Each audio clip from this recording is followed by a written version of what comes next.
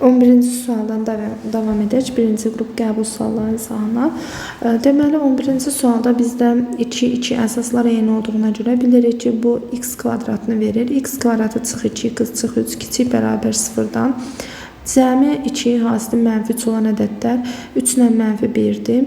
X çıx 3. X plus 1 kiçik bərabər 0 şəklinə vurğularını ayırıb kökləri ədəd oxunda qeyd eləsək, köklərimiz mənfi 1 ilə 3-dür. İşarə sabitlik aralıqlarını müəyyən eləsək, 3-dən böyük bir ədəd qoysaq müsbət, müsbət, müsbət, mənfi, müsbət. Bizə lazımdır mənfi aralıq. Bu da olacaq mənfi 1, 3 parçası. Burada diqqət edilməli bir şey var. O nədir? Loqaritman düzdür, x kvadratıdır, müsbətdir. Amma loqaritman altı ifadə böyükdür, 0 olmalıdır. Yəni, nə 0 ola bilməz, nə də deməli 0-dan kiçik ola bilməz. Onsuz da x kvadratı da o mənfi olmur, amma 0-dan böyük 0 da ola bilməz. Ona görə x fərqlidir, 0-ı mütləq burada qeyd eləməliyik. Ona görə bizim aralığımız olacaq mənfi 1-dən 0-a, 0-dan da 3-ə. Bizə tam həllərinin cəmi lazımdır. Burada mənfi 1-dir, sonra 1-dir, 2 və 3-dür. Cavabımız da olacaq 5, B variantı. 12-ci suala baxaq. Kubun bütün üzərində toxunan kürənin səthinin sahəsinin kubun yan səthinin sahəsinə olan nisbətini tapın. Deməli, sadəcə elə təsəvvür eləyin ki, kubun daxilinə kürə çəkilmir, sadəcə kvadratın daxilinə çevrə çəkilir kimi təsəvvür eləyək. Deməli, kubun daxilinə bilirik ki, onun bütün üzərində toxunmalıdır da, həmin bu daxilinə çəkilən kürə. Bax, belə bir şey şəkil olacaq. Deməli, belə çıxır ki, kürənin radiusu kubun tilinin yarısı olmalıdır. Yəni, kvadratın daxilinə çəkilmiş çevrədə yadımıza gəlirsə, tərəfin yarısı olurdu. Deyir ki, kürənin səthinin sahəsi 4pi r kvadratıdır. Kubun yan səthinin sahəsi isə 6a yan səthinin sahəsi yan səthinin sahəsi isə 4a kvadratıdır. Kubun yan səthinin sahəsi isə 4a kvadratıdır. 4-lər getdi, pi vurulsun. R'imiz nəyə bərabərdir? Bəs a bölü 2-yə. Onda kvadratı nə olacaq? A kvadratı böl 4. Burada da a kvadratı. Bunlar da ixtisar gedir. Cavabımız olur pi böl 4, C variantı. Növbəti 13-cü sualımıza baxaq. Artan həndəsi silsilənin deyib birinci həddi 2-yə bərabərdir, B1 2-yə bərabərdir. İlk 3 həddinin cəmi, yəni B1, B2, B3, bu cəmi isə 26-ya bərabərdir. Bu silsilənin 4-cü həddini tapın deyir. İlk 3 həddinin cəmi 26-dırsa, B1-i də 2 veribsə, gəlin bu B2-ni də, B3-ü də B1 ilə ifadə edək. B1 üstəcəli, B2-ni nə yazarıq? B1 vurulsun 2, B3-ü nə yazarıq? B1 vur 2-nin kvadratı bərabər 26-ya. B1-lərin yerinə 2 qoysaq, 2 üstəcəl, 2 üstəcəlinsin 2 kvadratı bərabər 26-ya. 2 kvadratı üstəcəl 2 26-nı bu tərəfə keçirib çıxsaq, çıx 24 bərabər 0-a. Hər tərəfi 2-yə bölsək 2 kvadrat üstəcəl 2, çıx 12 bərabər 0. Cəmi mənfi 1, hasili mənfi 12 olan ədədlər mənfi 4 ilə 3 olacaq. Q'miz amma mənfi 4 olmaz, çünki artan həndəsi silsilə deyir. Əgər biz mənfi götürsək, onda hər dəfə mənfiyə vura-vura gedəndə o silsilə artan olmayacaq. Ona görə Q3 olmalıdır. Q3-dürsə, mənə də B4 istəyirdi. B1 də əlimdə var. B1 vur nə yazaram? Q'nun kubu yazaram. B1 də 2-dir. 2 vurulsun 3-ün kubu, o da olacaq. 2 vurulsun 27, 54. Cavabım oldu 54, C variantı. 14-cü sualımızla davam edək. 5-2 kök adlı x. Burada da 5-2 kök adlı x. Kök adda 5-2 kök adda x-a bir t desək, t üstə gəlinsin, 1 bölünsün t bərabər 10 alınar. Hər tərəfi t'yə vursaq, t kvadratı çıx 10t, onu da bu tərəfə keçirsək, üstə gəl 1 bərabərdir 0 alınar. Diskriminantı tapsaq, 100 çıxılsın, b-nin kvadratı çıx 4ac, yəni 4 vurulsun 1 vurulsun 1, 4 bərabər 96 olar diskriminantımız. Diskriminant 96-dırsa t1 bərabərdir.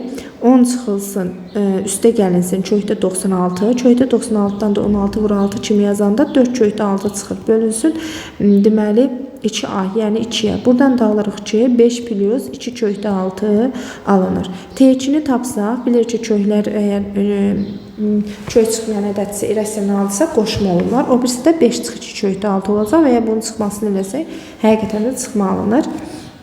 Deməli oldu bizdə nə? 5 deməli biri 5 plus 2 köhdü 6, biri də 5 minus 2 köhdü 6.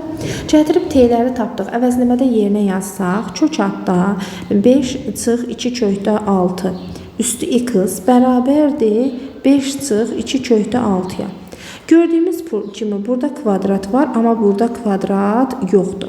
Ona görə də hər tərəfə kvadrata yüksəltsək,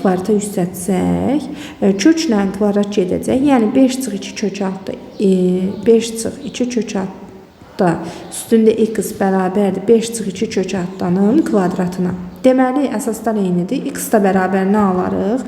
2 alarıq. Deməli x-imizin biri oldu 2. Bizdən də böyük kökünü istəyirdi. Yəqin ki 2 olacaq. O birisi kökümüzə də baxaq. Bir dəfə də 5 çıx 2 kök altı 6 kökün altında. Üstündə x əvəzləmə bərabər t eləmişdik axı bunu. T'nin ikincisini də nə tapmışdıq? 5 plus 2 kökdə 6 tapmışdıq. Aha. Burada nəyə diqqət eləməliyik? Baxın, burada 5 çıx 2 kökdə 6, vurulsun 5 plus 2 kökdə 6 qoşma ədədlərdir. Bunların cavabı, yəni qarşılıqlı tərs ədədlərdir, 1-ə bərabərdir. Deməli, mən 5 plus 2 kökdə 6-nın yerinə 1 bölünsün 5 çıx 2 kökdə 6 yaza bilərəm. Yəni, bu da olacaq, kök adda 5 çıxılsın 2 kökdə 6-nın üstündə x bərabərdir. 1 bölünsün olanda da biz bilirik ki, onu nə yaza bilərdik? Üstünü mənfi kimi, mənfi 1 yaza bilərik. Məsələn, 1 bölü 3-dürsə, biz onu 3 üstü mənfi 1 yazarıq da. İndi yenə kvadrata yüksəltsək, bayaqçı kimi, kvadratla kök gedəcək, x bərabərdir. Əsaslar da eyni olacaq, x bərabərdir. Nə alınacaq? Mənfi 2. Bizdən də böyük kök istəyirdi. Cavabımız oldu 2. 15-ci sualda ədədin kəsir hissəsilə əksi olan ədədin hasilini istəyir. Bu ədədin kəsir hissəsini necə tapıram? Ədədin kəsir hissəsini tapmaq üçün ədəddən çıxmalıyam tam hissəni. Kəsir hissəsini tapanda.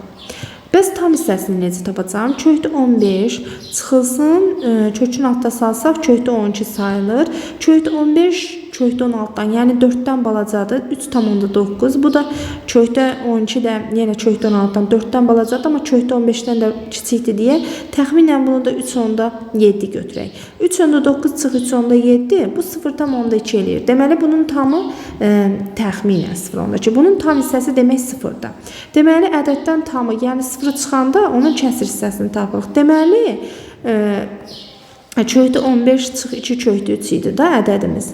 Bunun tamı 0-dır. Bundan 0 çıxsam kəsir hissəsini tapmış olalım. Deməli kəsir hissəsi ilə ədədin özünə bərabərdir. Kəsir hissə nəyə bərabərdir? Kökdə 15 çıx 2 kökdə 3-ə. Bəs bu ədədin əksi nədir? Bax bu ədədin əksi mənfi a-dır. Yəni bunun mənfisi vurulsun mənfi kökdə 15 çıx 2 kökdə 3. Deməli ədədin tam hissəsini tapdıq, 0 etdi deyə, onda ədədin deməli özü elə əksi oldu. Qoşması əksi də ədədin mənfisidir. Mənfini də qarşıya verdim. Bu da bizdə bilirik ki, eyni şeydir. Yəni a-nın kvadratı sayılır. Kökdə 15 çıx 2 kökdə 3-ün eyni ifadədir. Kvadratı sayılır. Bunu da açsaq, birincinin kvadratı 15 çıxılsın. Birincinin ikinci hasilinin 2 misli. Yəni 4 kök adda 45. Kökdə 15 kökdə 3-ə vuranda kökdə 45. 2 misli də 2-2-yə vuranda 4. Üstə gəl ikincinin kvadratı. 2-nin kvadratı 4. Kökdə 3-ün kvadratı 3. Bu da eləyəcək 12. Kökdə 45 9 vur 5-dir. Bundan da 3 kökdə 5 çıxacaq. Mənfi 15 üstəgəl 12 27 çıxılsın. Bundan 3 kökdə 5 çıxdı. Qabaqda da 4 var idi. O da verdi bizə 12 kökdə 5-ə. İndi nə edəcəyik biz? Mənfini mötərizənin içərisinə versək, 12 kökdə 5 mənfidir, müsbət olacaq. 27 müsbətdir, mənfi olacaq. 12 kökdə 5 çıx 27 cavabımız olacaq C variantı.